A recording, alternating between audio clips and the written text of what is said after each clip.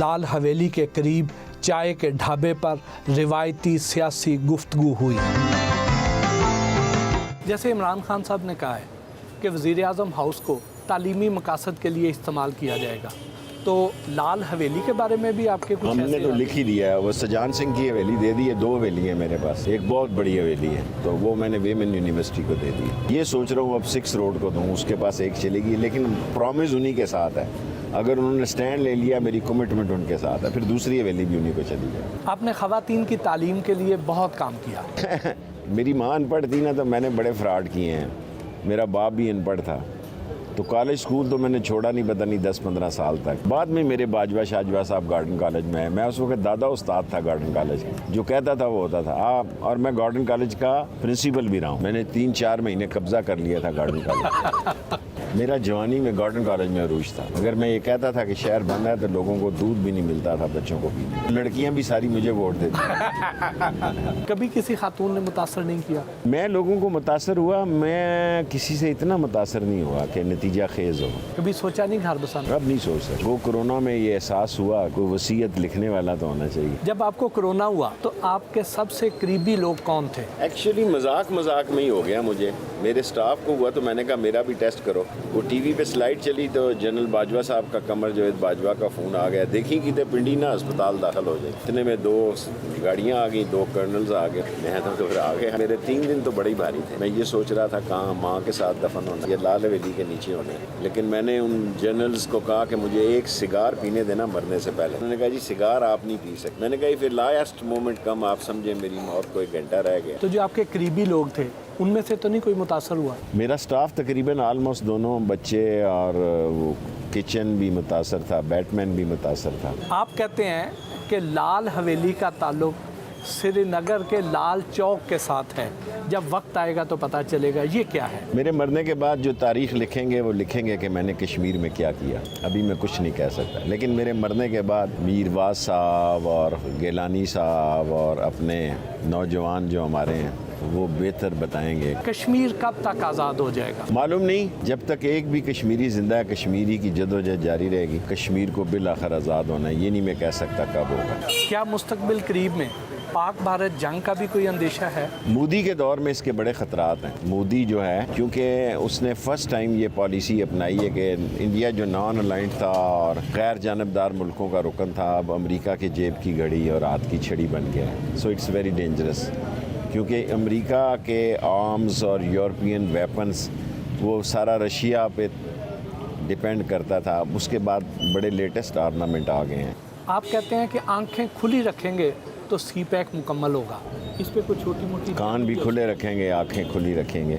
Internationally बहुत बड़ा तूफ़ान है सी पैक के ख़िलाफ़, सब मुखालिफ हैं, और दुनिया में एक 3rd वर्ल्ड वॉर को होता हुआ मैं देख रहा हूँ। ये तो सब जानते हैं कि 1992 का जो वर्ल्ड कप था उसके कैप्टन इमरान खान थे, लेकिन ये बहुत कम लोग जानते हैं कि उस वक्त आप स्पोर्ट्स मिनिस्टर थे। हमारे सेक्रेटरी जो इन्फॉर्मेशन में थे वो उस वक्त क्रिकेट में होते थे, तो मैंने नवाज शरीफ को कहा कि मैंने वर्ल्ड कप देखने जाना है। पहले उसने कर दिया हाँ, जब मेरी फाइल गई उसने कहा छोड़ छड़ पर एक ही जाना, दफ़ा कर। तो फिर मैं नहीं गया, वरना मैं वर्ल्ड कप देखने जा रहा था। लेकिन मैंने जहाँ इंडिया का मुकाबला हुआ है क्रिकेट का, वो ज़रूर देखा है, खा बॉम्बे हो, खा यूएई में जो मियाँ दाद ने छक्का मारा। मैं तो गुल्ली डंडा का प्लेयर हूँ। इंडिया से मैच हो तो मेरे जज्बात खेलते हैं, बाकी मैं टाइम नहीं ज़ाया करता। आप इंडिया में भी बहुत ज़्यादा पॉपुलर हैं। मुसलमान इंडिया का मेरा फॉलोअर है, फ़ैन है। बाज़ का मेरी इतनी रेटिंग होती है, मुझे हैरानगी होती है कि इंडिया में मेरी बहुत रेटिंग होती है। आप आजकल सोशल मीडिया पे बहुत ज़्यादा छाए हुए हैं, आपका सोशल मीडिया कौन देखता है? मैं तो ट्वीट भी नहीं करता, अल्लाह की शान है। मैं लोगों को कहता हूँ कि लोग कहते हैं मेरा सोशल मीडिया, वो ट्विटर जो है 5.3 के 4 है। मैं कहता हूँ यार बादशाह लोग हैं, मैं तो करता नहीं। अब मैंने 1-2 ट्वीट करने सीखे हैं। मुझे नफरत है इस फ़ोन से,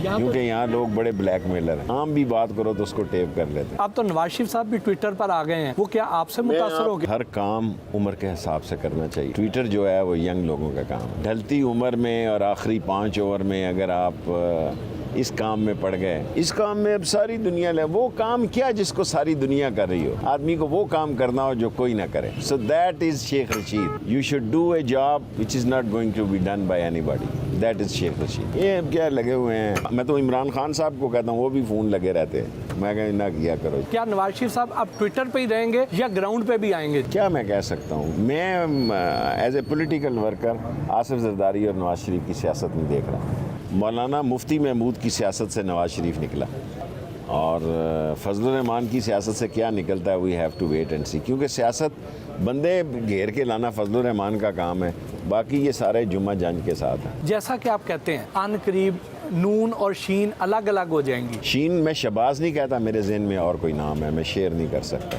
पीपल्स पार्टी नून के साथ नहीं रहेगी।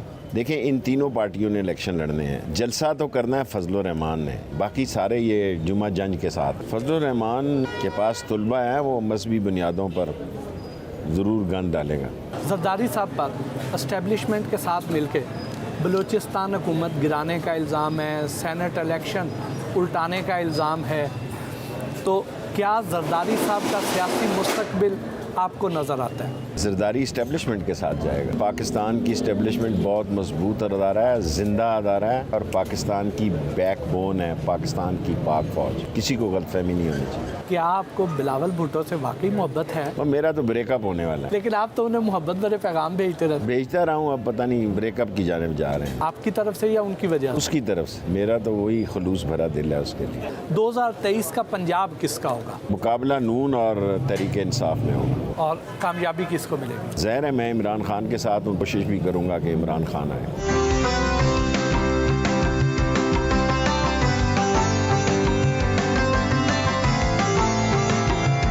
राजा बाज़ार में वाक़े अपनी पसंदीदा मिठाई की दुकान से मिठाई खरीदी और अहले इलाका से मुलाकात की।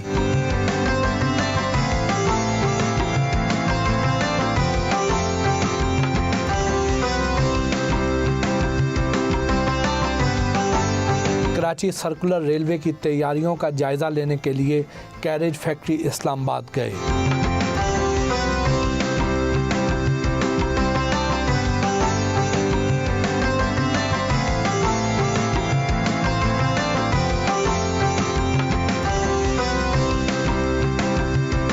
रेलवे के मुलाजमीन और दीगर शुरका के जलसे से खिताब किया, उनके मसाइल के हल की यकीन दहानी करवाई और सियासी मुखालफीन पर तंज और काटदार जुमलों के तीर भी बरसाए।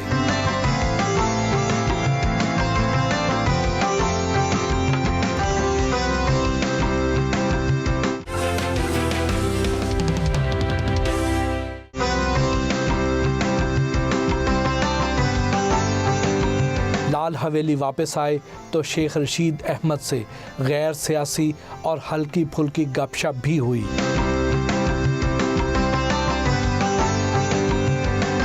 सियासत से रिटायर होने के बाद सिल्क का कारोबार आगे बढ़ाएंगे? नहीं, बहुत है, कर लिया जो कुछ कर। या सियासी टॉक शोज करेंगे? टॉक शो भी कर ही देंगे, लेकिन सैर व तफरीह करेंगे।